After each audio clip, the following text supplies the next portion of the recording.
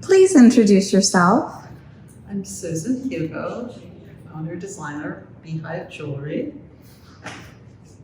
And tell me about your jewelry, what you love. About my jewelry. My jewelry is very minimalistic and organic.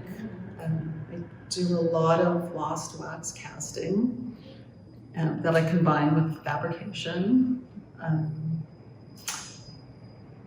Really what I do is, with my lost wax casting, I really make my own findings and then I figure out what to do with it later.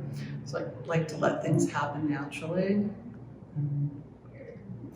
Like I made, this was intended to be a ring, but then this bracelet was intended to be a necklace. So I just find new interesting things to do with all of my findings. Have you designed jewelry for long? Since I started taking classes in 2013, and actually this was the first place I sold jewelry in 2015. And then I went on to do many other shows. I used to walk by the jewelry studio while I was studying interior design, and I thought that I didn't have long enough, fingers. I thought you had, I don't know. Anyways, I took a jewelry class for fun, and I saw that everybody had these stumpy fingers, and mine were actually the longest in the class. And so I just took it for fun, and then the lost wax casting is what I took. And after I cast my first piece of metal, I was sold. It's really exciting to work with wax. That's how you get the free-form look. What is your inspiration? Everything. Nature, probably mostly, but I still like an artist. Anytime I see anything, I get an idea. Do you have any mentors? Just my teacher, Carl Stanley. He taught me everything. He used to sell in here. So, yeah. Anything I want to do, he'll show me how to do it. I still take classes to do my original castings. I don't. I send them out now. It's too much work to cast and clean. But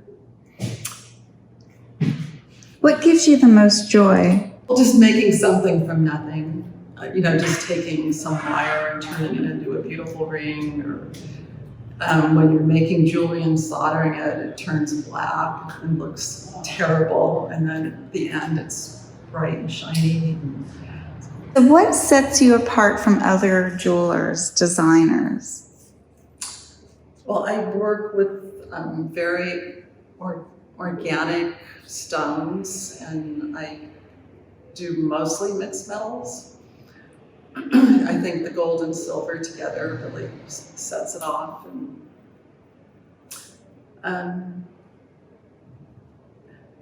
again, I think because I make my own findings, they're original. You don't find them anywhere else.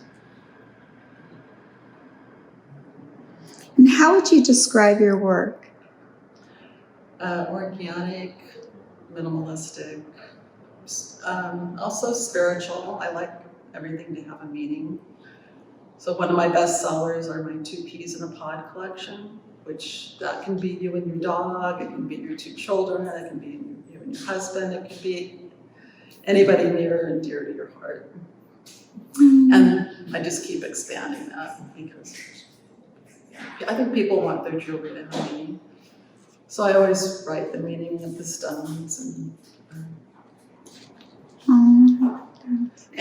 I avoided making hearts because there's so much heart jewelry.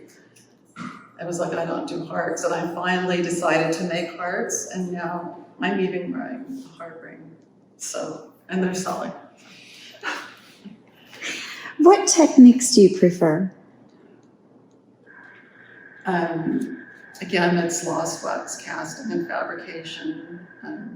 I do a lot of hammering to keep it organic, and when something is hammered, it catches more light. All my rings, aside from tube set stones, I cast my bezels to give them an organic light, and again for the bezel to catch light.